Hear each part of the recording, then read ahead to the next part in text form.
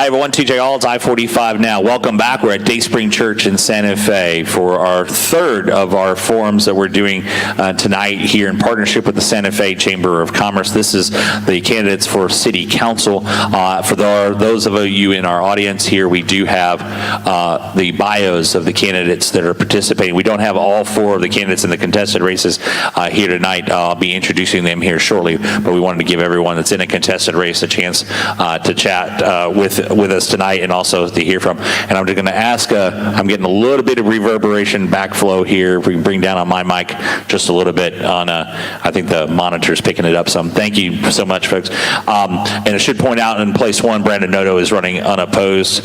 And then here with us, and while he has Dana Marks as his, as one of his opponents, or his opponent here, Rusty Schroeder for running for council place number 5 here on the end. And in running in place number 4, we have John Dickerson, and then we also have Jarrad Moore. So thank you both for being here as well tonight. Let me just kind of, right off the bat, Rusty, we'll start with you and we'll come on down the line here. And why did you decide that you wanted to run for Santa Fe City Council? Need your microphone. Okay. There you go. Working? Okay. My main objective, I watched council meetings and I watched how council was operating. And council wasn't cohesive. I mean, you had groups pulling against one another. It was evident to anybody that watched it on the videos, you know, we had weekly or every 2 weeks, and it was obvious, you know, if you went into the city hall, have to work together. We have to work together if we want to get something done, and people weren't working together. There was too much infighting, and I decided to put my name in the ring. You know, I have ideas. I want to see pushed through the city. You know, there's strength in numbers. Me out there hollering on Facebook or on 1764 waving at people is not going to do it. Need the strength of the city. Need the strength of the city and the citizens, and help educate the citizens on our problems that we have. You know, everybody's got their appraisal rates. You know, you're not happy. We've got to get together. There has to be a fair and balanced on our appraisals. You know, I see some, I'm one of them. I'm way up here for property, just for land. I see others way down here. We're still going to make the same money. The appraisal district will make their money. Get it equal, get it balanced. We do it in our daily lives. We do it in our households. Get it somewhere level. Everybody's happy. Everybody can afford to live in Santa Fe. People aren't going to get taxed out of their houses that way. That's why I wanted to run. John, let me ask you, why did you toss your hat in the ring to run?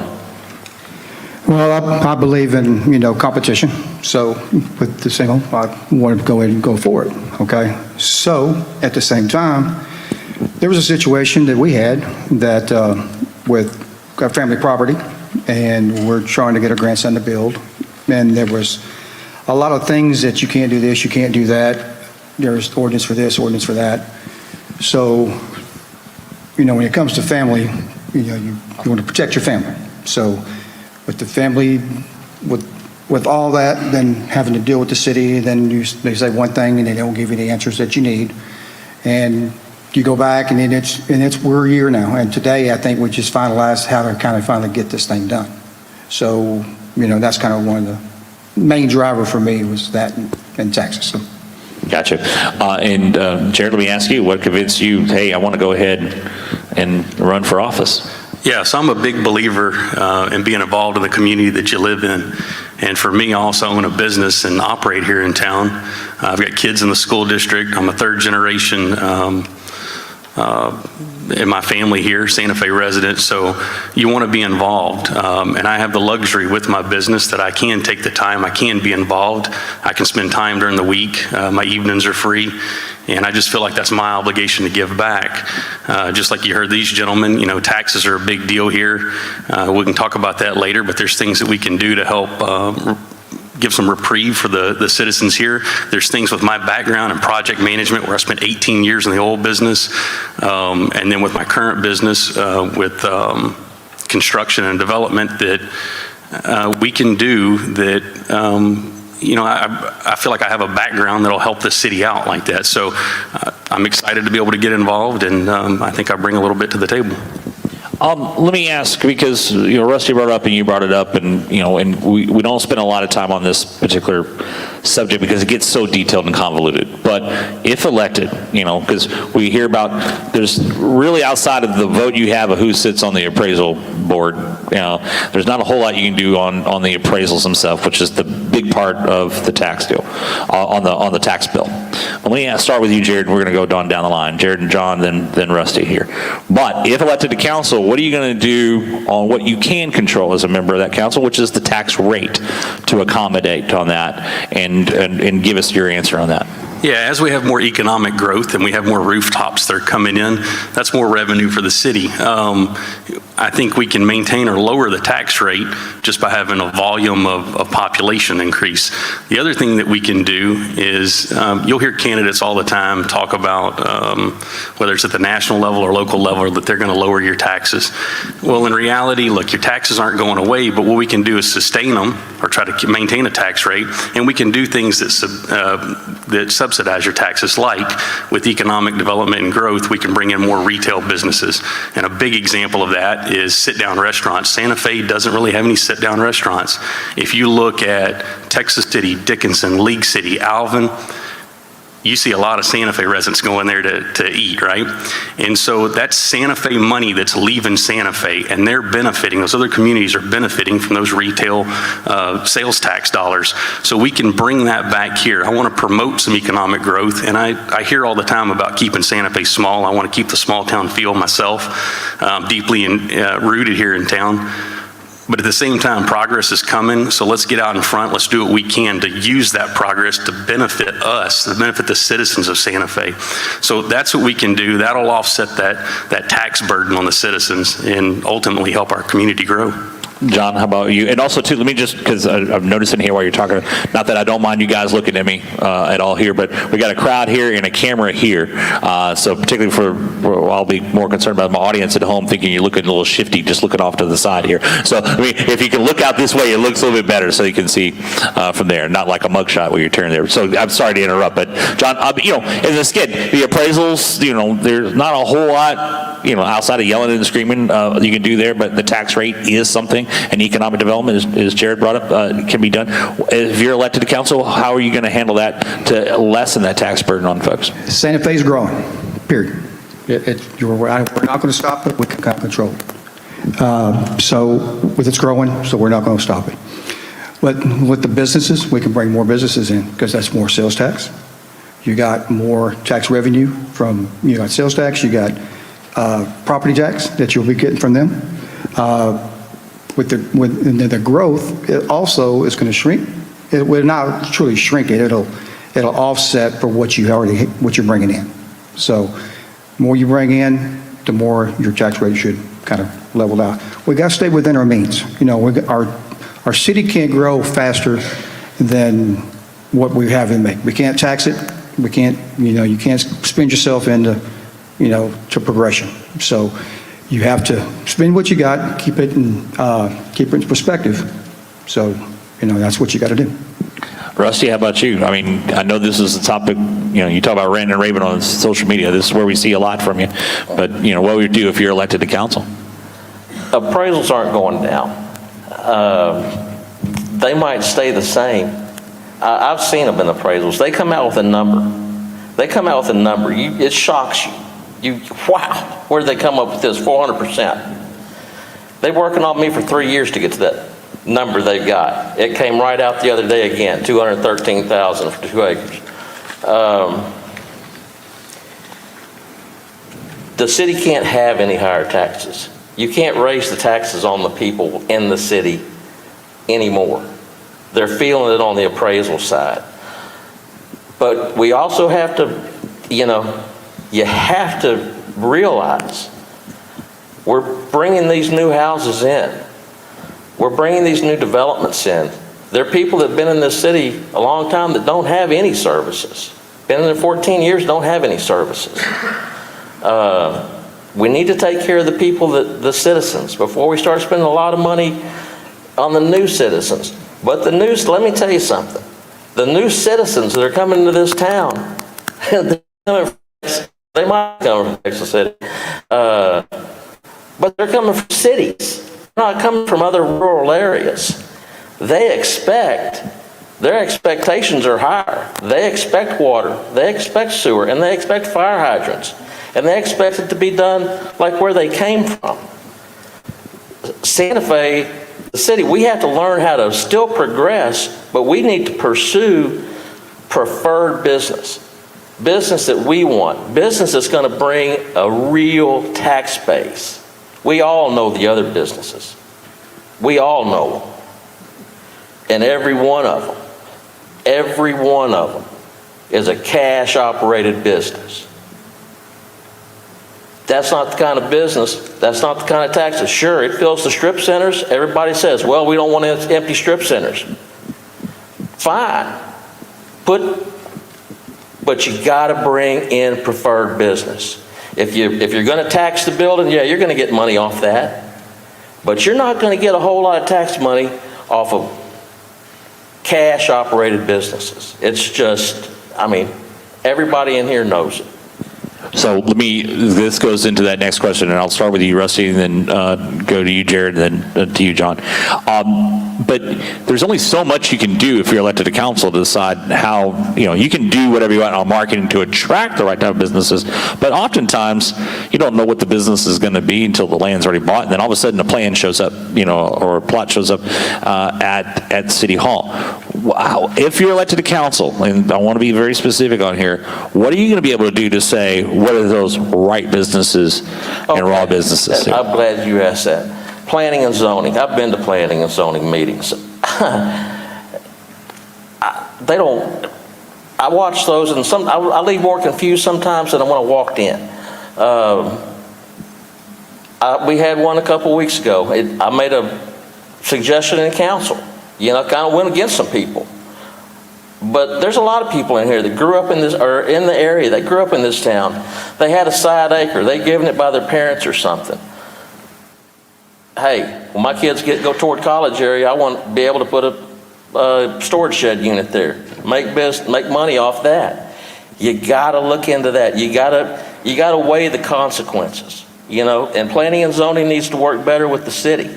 And we need to work with the Chamber of Commerce. We need to go out there and pursue the businesses. You go out there. I'm going to use El Campo as an example. I go there a lot. I got business in Colorado County. But, they have a Hibbett Sports, a City Gear, an Office Depot. Why can't we get something like that? I think all three of those, maybe not Office Depot because it's going through restructuring right now, but something like them. Why couldn't we get any three of those? I go to Alvin to the Office Depot, a lot of stuff for this campaign. I meet people from Santa Fe there all the time when I'm in there, and like Jarrad said earlier, you go out to eat, you're always seeing your neighbors there.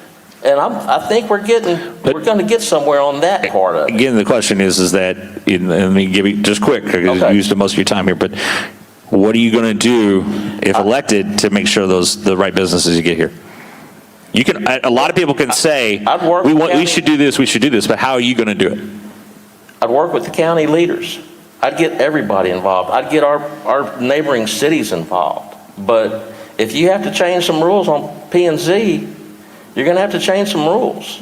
We're going to have to get strict on zoning. You start looking at the land. I know I'm not making the realtors happy, but you start looking at the land that's left, the good pieces of land on 1764, 646 coming into this town, the gateways into this town, and highway, they're leaving. And out-of-town people are buying them. We have to say what we want. We have to entice them. We have to put it in black and white. And I know people don't like hearing that, but if you want to stop, put the other things in strip stores, but the big pieces of land, go out there and try to get somebody. Get outside business. And I misspoke earlier. I needed to go to John first on this, because I gave you the question first. So, John, let me ask you: if elected to council, where do you see your role on that economic development, bringing new businesses? But the big thing is the right type of businesses. We hear that a lot from folks saying, "Well, we don't want this." It becomes a NIMBY thing. But in the state of Texas, there's only so much that a council can do to say, no, we don't want that here, or oh no, we want this here. How would you approach that on council? Well, as Rusty's talking, planning and zoning, you got highway commercial. So highway commercial is already set up in our zones. It tells you what businesses you can have, and there ain't too many of them you can't have in highway commercial. So first thing you got to do is you're going to start working on your ordinances, changing them up, maybe taking some businesses out you don't want to. Because you got to be real careful with that, because you just don't want to say cut, then, a lot of things do happen. So, but you're going to have to work with the Bay Area, Houston, get those businesses in. Maybe come up with somebody else, because there's a lot of people out there that will find businesses for you. And that's what we got to do, is we got to get those businesses, to get them companies to get people in here for us. But the zoning is one of the main things. You can't control it, because our zone says if it's like this and they go, right, you can't stop them. Jarrad, how is your approach on that, and making sure the right you talked about restaurants earlier, you don't want to have those, but how do you make that happen? Because you got to have the right people that are going to invest, got to have the right people who want to spend the money to put a business somewhere, and know that they're going to have the support. How do you do that? So John hit on it, but City Council, City Hall needs to work close with planning and zoning and the EDC. There's no doubt about that. But at the end of the day, if it's zoned highway commercial, if it's a HC property, everybody's right. There's pretty much anything they can put in there. There's not a lot that they can't. But what you can do, what we got to remember is our city is a business. It operates like any other business. So what we can do is we can go out looking for the preferred businesses that we want that make a positive economic impact for us. Okay, so what we do is we incentivize those businesses to come here, and we can incentivize them through, there's tax means that we can do. There's things like infrastructure that we need to do more of. We've done a lot down 1764 and 646. We're putting in city water and sewer. I can tell you guys, commercial businesses, even when I was looking for a place to set up, you don't want to have to buy more land than what you actually need, that you get no return on your investment from, to put retention ponds and wells and septics on it, when it's a commercial business and they should have city services, right? So we finish doing infrastructure, and then we go after those businesses that are going to create more jobs for our community. That's another positive impact out of that. And then that create, whether it's property tax revenue or sales tax revenue, but we've got to go out and incentivize those businesses. And as a whole, as a city, whether it's city council, the EDC, planning and zoning, we've got to work together and figure out what makes the best economic sense for our community and target those businesses. And that's getting the community involved as well. To bring in, John, let me start with you on this one, to bring in that right type of business, what do you consider, what's your definition of the right type of business? Eatery, that's what everybody will say. We need to bring food places in. But you also need to bring in a business that makes a million little things, okay? Because you get that sales tax, and that sales tax is what's coming into you. Okay, you just can't, like Rusty says, you can't bring in a strip center and they're doing a lot of cash business. You're never going to see that money.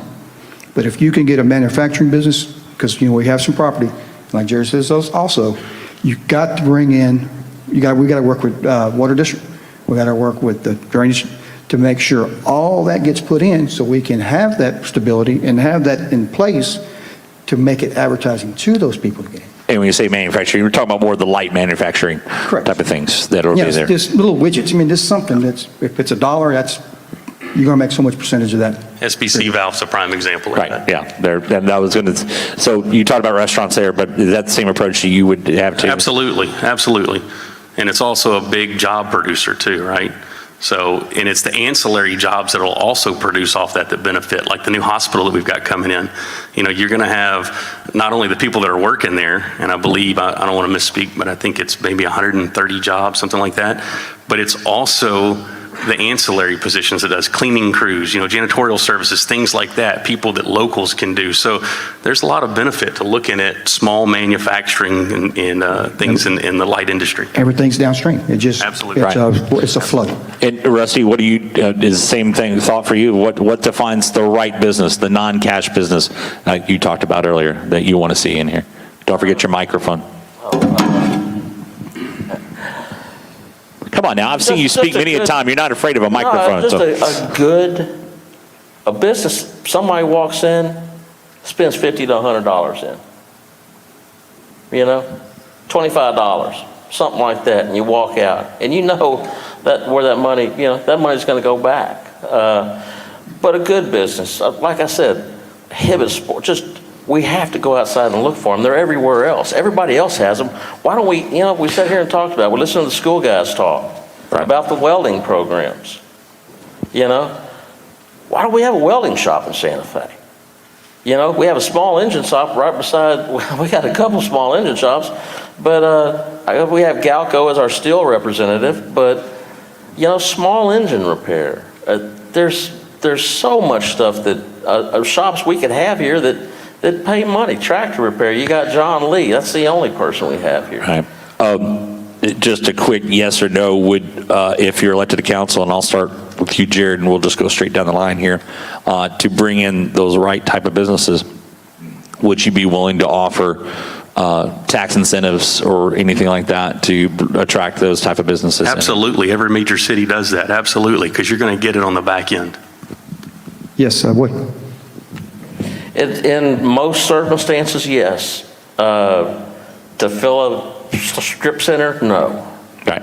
But that's where the council has a little more control of saying, well, we'll offer you this tax incentive because we want your type of business here. Right. That sometimes gives you the advantage. The strip center owner's already getting getting enough of the break that goes in there. One of the things, though, too, is that that could come maybe help this is an argument about a master plan for the city. And Rusty, we'll start with you on this, is that do you support, there's been some efforts to try to get that effort going, but a master plan for the community saying, this is what we want here, here, and here. So at least that goes to what you were talking about. Let's put it out in the ether. This is what we want here, here, and here, and this is what we want here, to send it out as a master plan. And it also sets goals for CIP projects and the like down the line. I'd love to see a master plan. I'd love to see the citizens involved in the master plan. We start talking about a master plan, we got to start talking about drainage. The last real drainage project we did here was finished in 1983, and that was a diversionary canal. I hear people, the drainage guys talking about having, most of that stuff's on the south side, and they're talking about the stuff behind the Castle Estates and Triple Bar, all going to the diversionary canal. One thing I didn't hear them talking about is what's going to happen with that Lagomar development there on the east side of town out of 1764. And yes, we need a master plan, and we better work with City of Texas City. City of Lamarck is a ghost partner on 1764. They don't do anything. They've got the water there. But City of Texas City is coming. It goes all the way to Avenue J. Any of y'all, take a ride down Avenue J off 1764 and go north tomorrow. And go about a mile and a half down and then look at that wall. And then you go to the end of Bruce Hall Road and do the same. Go to the end of Avenue A and do the same. That's water that's, that water's not going to climb up a 6-foot wall. That area used to be drainage. That area used to be where the water would hold until everything drained down, and then that water, that was old empty pasture. I know about it. I'm out there. Right. But the water, yes, we need a master plan, and I'd like to have everyone in the city involved in looking at it. John, same question to you about a master plan for the community. Yes, I would be in for it as well. The drainage is a big one. But like Mr. Waltina said, there is the Avenue B, which is Club Isle. You got that takes care of the south end, but then you're going to have everything that comes in a diversionary. You're going to have to still get with that as well. But also along the ways of economic development in there, where you're able to put out, not only CIP projects, but also projects of, roads, and then also for attract other businesses and the like too. Do you support that the master plan go beyond that at that point?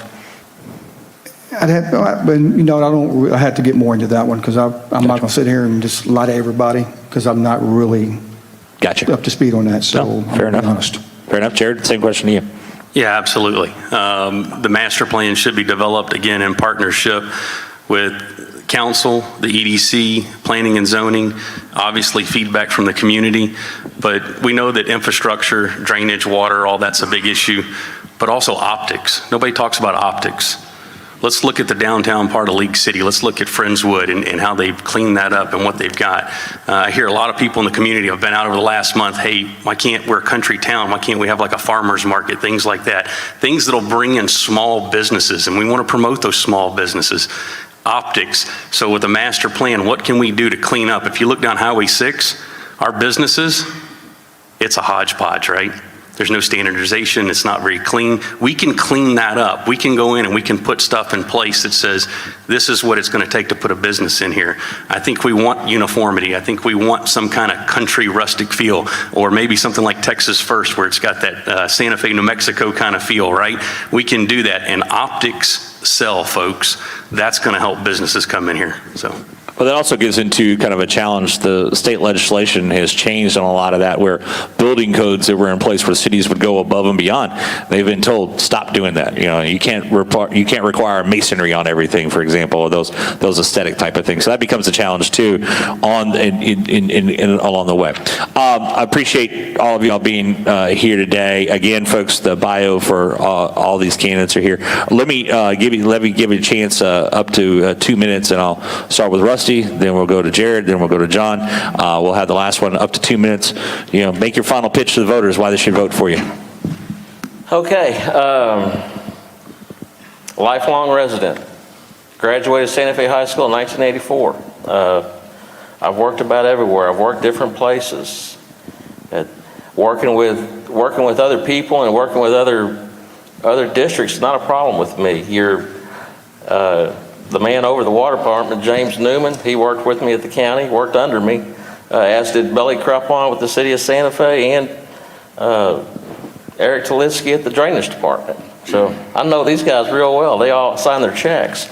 But I want to give back. I mean, I was here. I know how the water flows.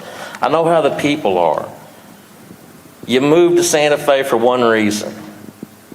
You came out here. You know, what did you come to Santa Fe for? Country life, quiet, the school district. You know, that's what we want to maintain. But we don't want to run people out with the taxes. We have to fight. We have to fight as a group the appraisal. The city council has to work with local leaders. We have to push it. We have to make, you know, if it's an Austin deal, let's get Austin down here. Get Tommy Watson in the meeting at City Council. I'd love to see that. I don't even know if the guy exists, but he's head of the appraisal district. Ask questions. Ask questions. Get answers. That's why I want to be on City Council. Rusty Schroeder, he's running for place 5. And his opponent in that race is Dana Marks, who couldn't be with us here tonight. Now we'll go over to our place 4 candidates here. Jarrad Moore first, and then followed by John Dickerson. Make your final pitch to the voters. Yeah, for me, it's simple. I'm a third-generation Santa Fe resident. I live here. I'm a business owner, so I work here. I employ people here. My kids go to school here. I raise a family here. So Santa Fe's home. It's not a city for me. It's home. And I'm deeply rooted here. And I'm proud of being from here. The biggest thing about me, though, I'm not a politician, guys. If you ask me something, I'm going to call him out real quick, but Mr. DeBaldo caught me after a chamber meeting here last month, and he came up and he wanted to know the same reason. Why am I running? And I told him flat out, and we had a good conversation, and I appreciated that commentary. I'm just going to tell you like it is. I'm not beholden to anybody. There's no special interest groups that are in my back pocket. The only thing I care about is making this town better. I have no aspirations of trying to sit in office for 50 years or moving on to another seat. All I want to do is work right here in our community and help y'all make it better. Thank you, Jarrad. Appreciate it. John, final word. I've been a Santa Fe resident, Santa Fe School District for 50 years. Okay, I've graduated from Santa Fe. I went to school in Santa Fe. I graduated from Santa Fe. I went to military from Santa Fe. I've been married to my wife for the last 21 years, live right here in Santa Fe City.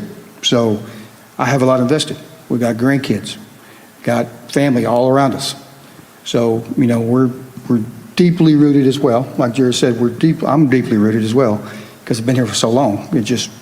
You want to protect the city that you have. It's a country city. Everybody calls